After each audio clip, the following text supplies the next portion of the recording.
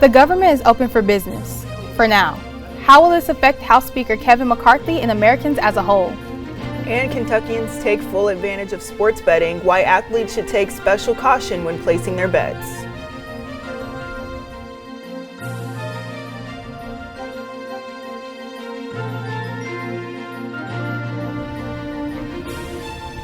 Hello, I'm Brandy Jackson. And I'm Morgan Luster. Thank you for joining us. With the clock ticking to prevent a government shutdown, a funding bill has granted Congress an additional 45 days to craft a long-term plan, Mike Valerio reports. A government shutdown averted for now. We're going to be right back in this place in November. Down-to-the-wire negotiations led to bipartisan passage of a stopgap funding measure, keeping the government open through November 17th. A needless crisis will have been averted. The bill includes natural disaster aid and a measure to keep the Federal Aviation Administration operational. Notably absent, additional funding for border security and funding for Ukraine, an issue dividing House Republicans. There is no way that we can abandon Ukraine. I tell you, that's not a mission the American people support. And now, House Speaker Kevin McCarthy's future is on the line. His decision to put a bipartisan bill on the floor has painted a target on his back. It is becoming increasingly clear who the Speaker of the House already works for, and it's not the Republican conference. Representative Matt Gaetz is among the hardline conservatives threatening to move to oust the California Republican. The unprecedented move would paralyze the House of Representatives and jeopardize the chance of passing a long-term funding bill before the deadline. McCarthy says he's ready for the fight. Bring it on, let's get over with it, and let's start governing. Who the Speaker of the House already works for.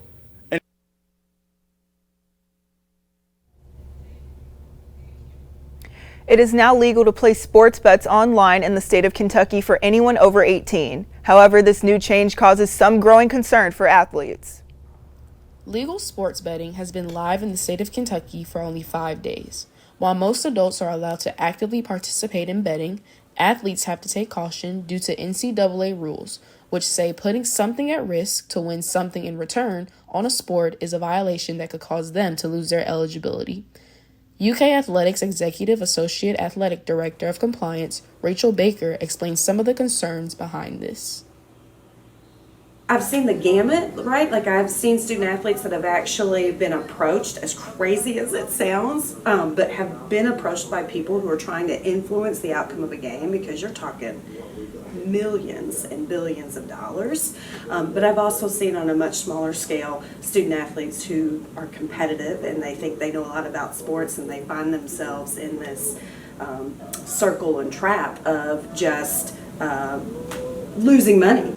She also explained the steps their department has taken this year to educate athletes across campus. This year we really tried to amp it up. We brought in some folks from U.S. Integrity who do a lot of monitoring, not just for us, but for the NFL, NBA, for a lot of international sports, that tried to give you kind of a little bit of an inside look. They have made it a priority to not just impact their athletes, but to also include and educate others in the community as well.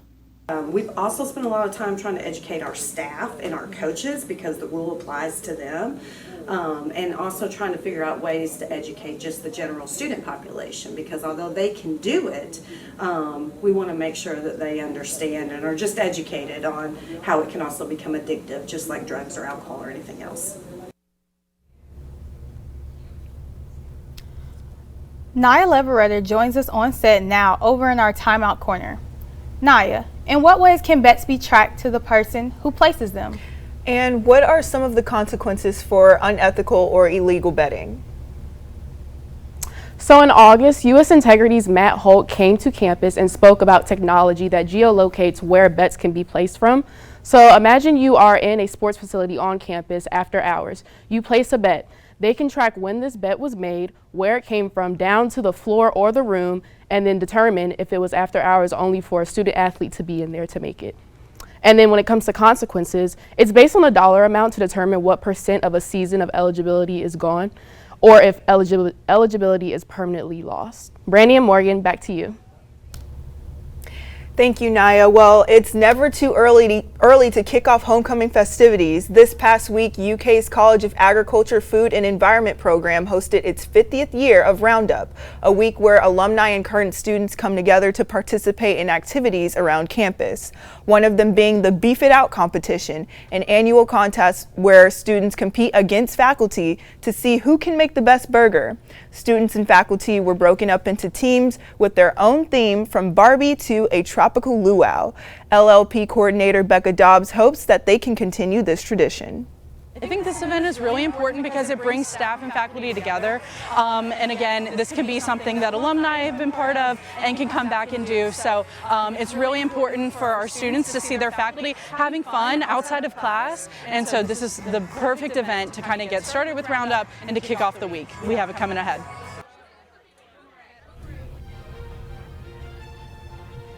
UK is hosting many events leading up to homecoming, which is on October 14th, where UK's Wildcats will face Mizzou's Tigers. To learn more about upcoming events, visit uky.campuslabs.com.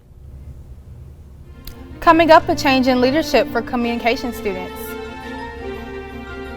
And how the pandemic made this sport a national sensation. We'll be right back.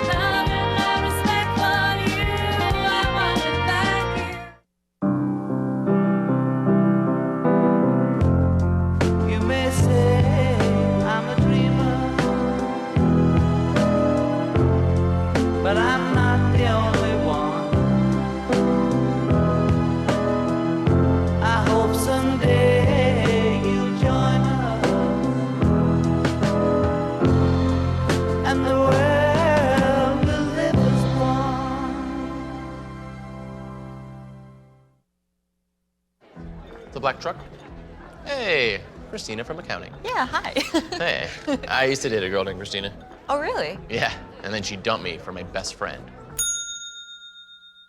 You want to see some photos of them that I took? I don't. I thought we talked about this, buddy. Buzzed and overshared again? Yeah. Yeah. I'm gonna call a car. That's a smart idea. So, yeah, I know, that's why I did it. Hey, you're gonna get back to the top of the mountain. Does that mean I'm gonna get back with Christina? No. Oh. No. There's new leadership in the College of Communication and Information. Dr. Jennifer Greer has been appointed the Acting Vice Provost and Dean Liaison. She joined the UK faculty in 2019, where she served as the Dean of the college and has since made a lasting impact. And Dr. Brandy Frisbee has been appointed Dean of the college effective October 1st. The previous Associate Dean of Student Success, she has been a part of the UK faculty for 13 years and hopes to continue the momentum and mission of advancing the college.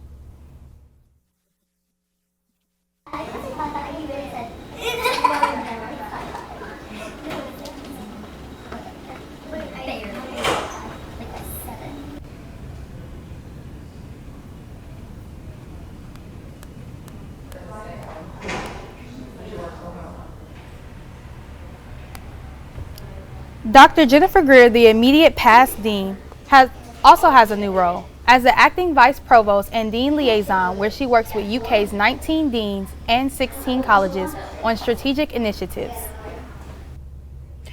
Attorney General Daniel Cameron continues his opioid recovery efforts. Yesterday, he announced $13.9 million in new fundings to help organizations in addition to the Kentucky Opioid Abatement Advisory Commission.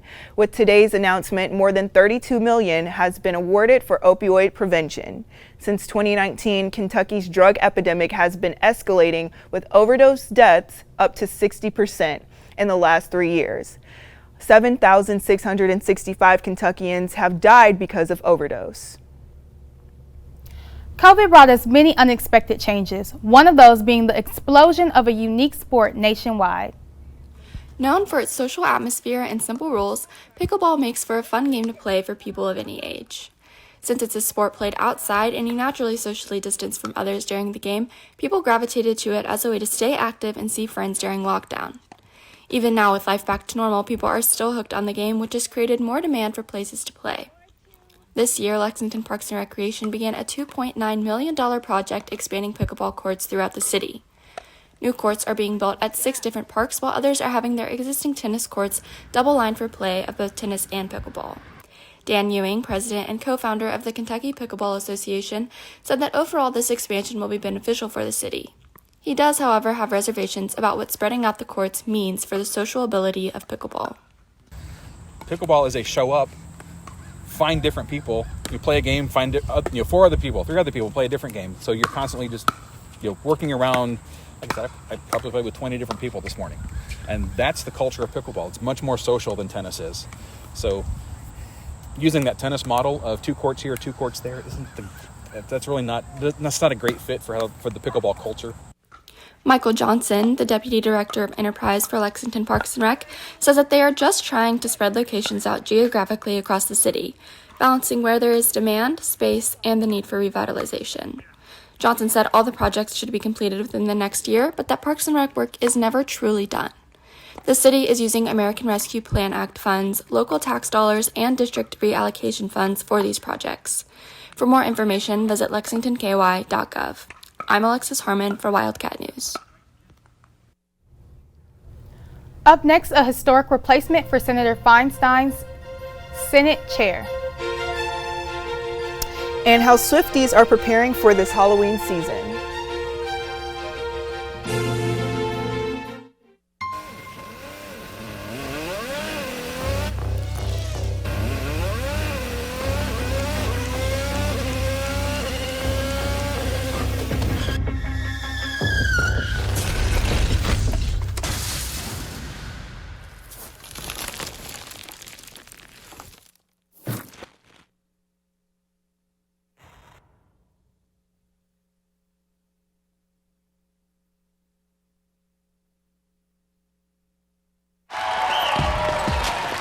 Sarah, you've got this, okay? This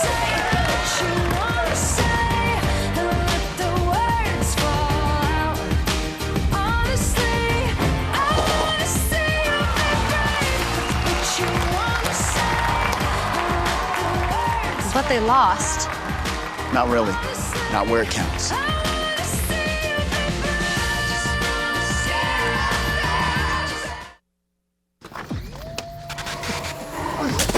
Multiple studies have shown that marijuana can slow both driver reaction and response time, which can be really dangerous.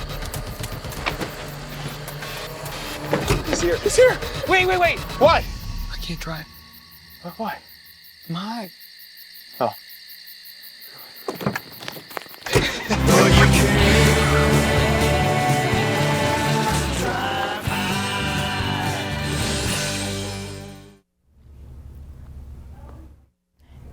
In national news, California Governor Gavin Newsom is appointing LaFonza Butler to finish the Senate term of the late Dianne Feinstein. Butler will be the only black female senator serving in Congress and just the 3rd in U.S. history. Feinstein died last week at the age of 90, leaving a legacy as the longest appointed women senator ever. Former President Donald Trump has arrived in court again today for his civil fraud trial. The New York Attorney General Letitia James brought a $250 million lawsuit accusing Trump, his company, and his 2 adult sons of committing fraud to get better terms on loans and insurance policies. The trial, which is expected